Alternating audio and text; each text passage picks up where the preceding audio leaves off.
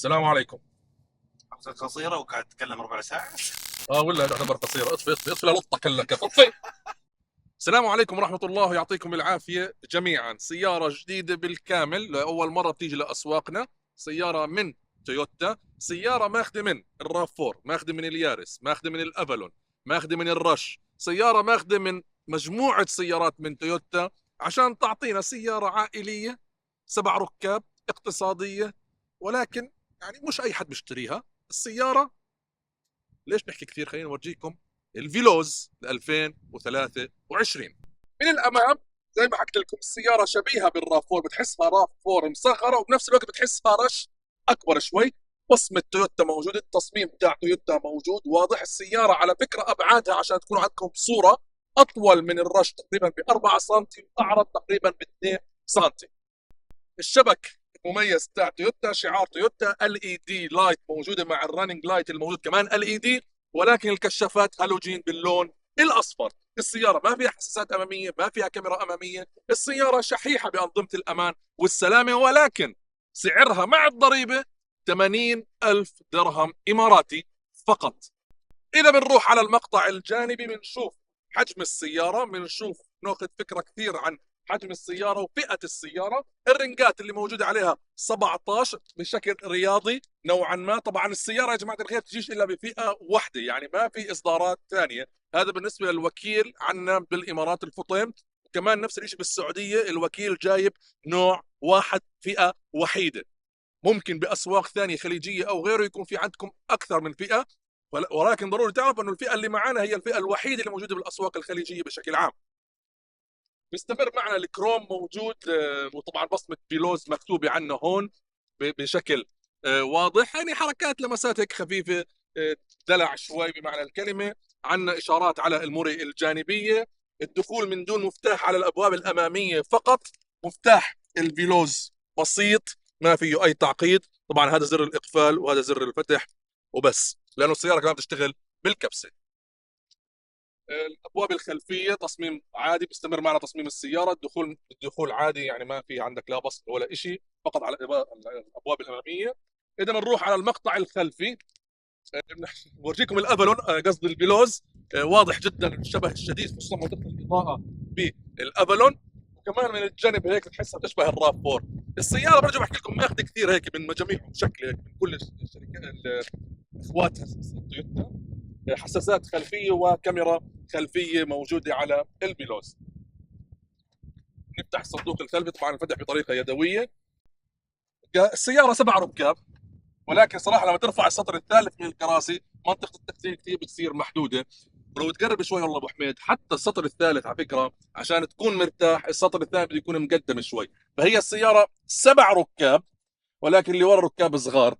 انا مش حجرب اقعد ورا لاني ما بوسع. لكن بنشوف انه في عندنا كب هولدر على اليمين وعلى اليسار، وبنشوف انه في عندنا 120 فولت 12 فولت عفوا هون. وطبعا التحكم فيها بشكل جدا سهل، يعني كراسي بصير في عندك سعه تخزين احسن نوعا ما.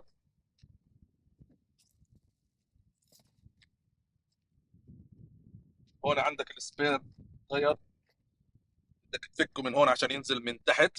العجل السبير معلق تعليق من تحت، وهي عده العجل السبير.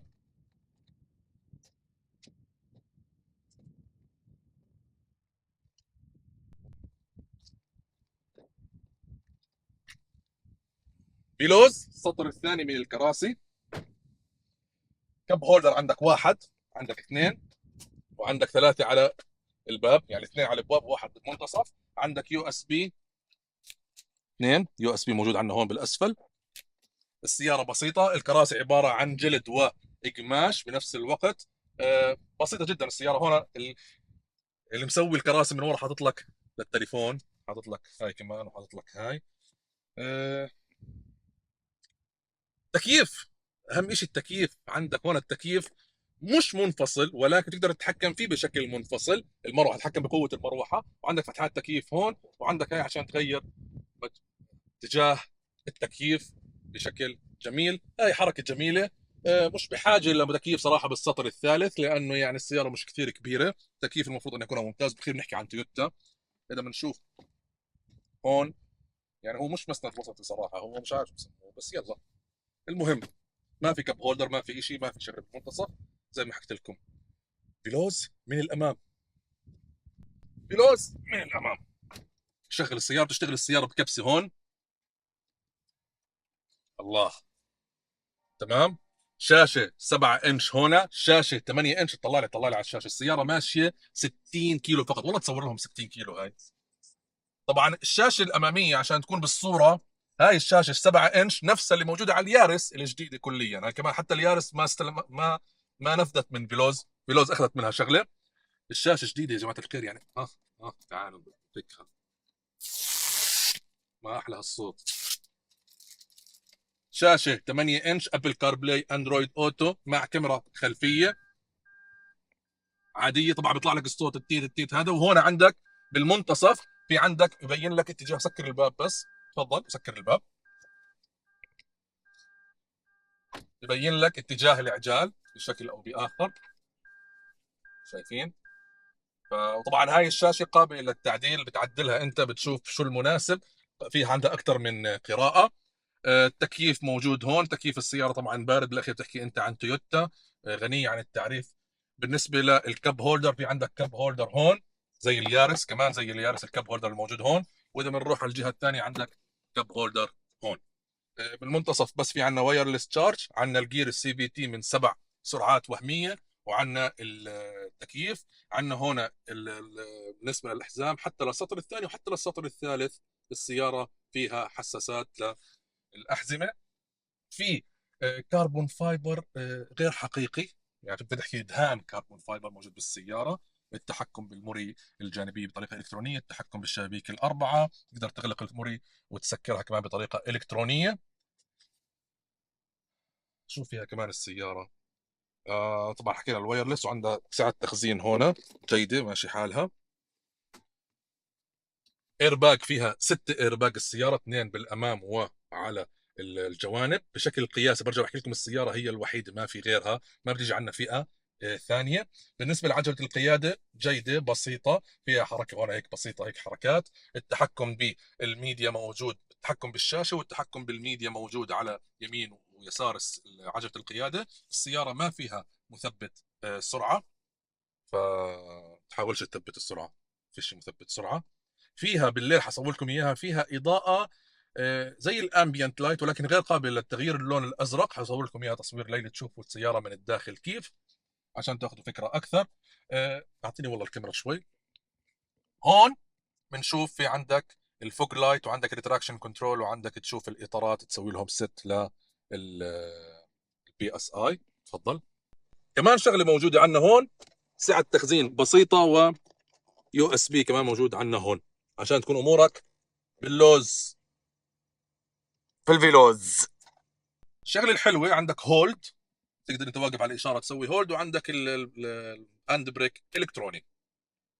قبل ما نطلع ونسوق السياره، ولا لا، خلينا نطلع ونسوق السياره لانه شوي هواء عشان تسمعوا الصوت، و... ونحكي لكم عن ميكانيك السياره. بسم الله. بلشنا قيادتنا للتويوتا بيلوز 2023 الجديدة بالكامل. طبعا السيارة السحب أمامي. السيارة عائلية 7 ركاب لعائلة متوسطة الدخل. بتقدر تجيبها كمان إذا عندك شوفير دريول تقدر تجيب له إياها للمدرسة، ممتاز جدا.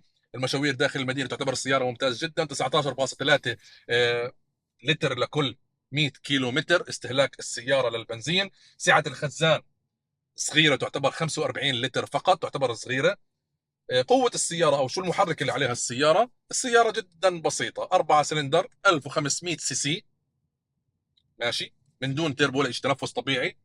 103 حصان، طبعا مع وزني صارت 100 حصان او يمكن 98.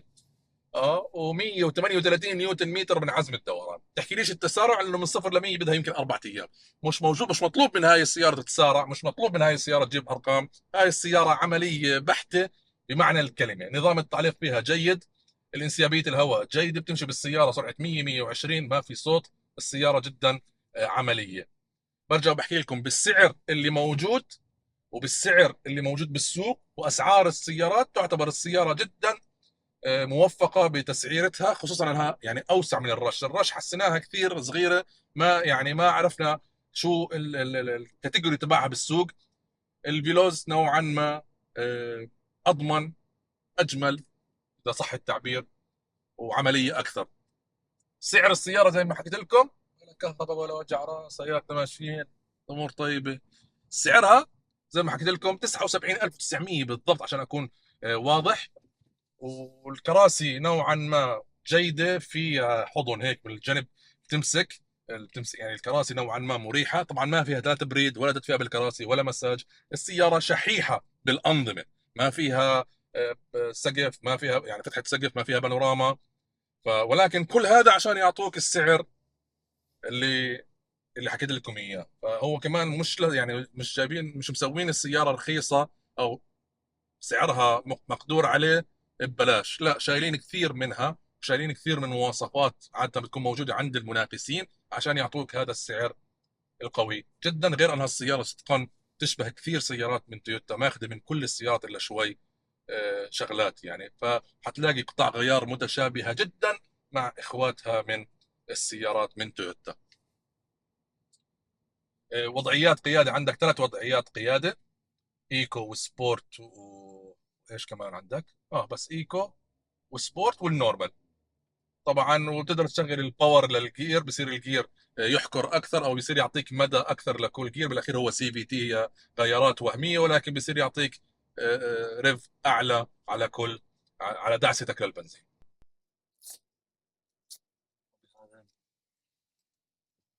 وبعد اسكت طيب. وبعد ما شلنا كمان الستيكر بنكون وصلنا لنهايه حلقتنا مع الفيلوز 2023. بتمنى الحلقه تكون نالت اعجابكم. حلقه سريعه، السياره ما فيها كثير اشياء انه نطول ونحكي كثير. حلقه سريعه، بدك تعرف الفيلوز تابع هذا الفيديو بتعرف كل شيء عنها.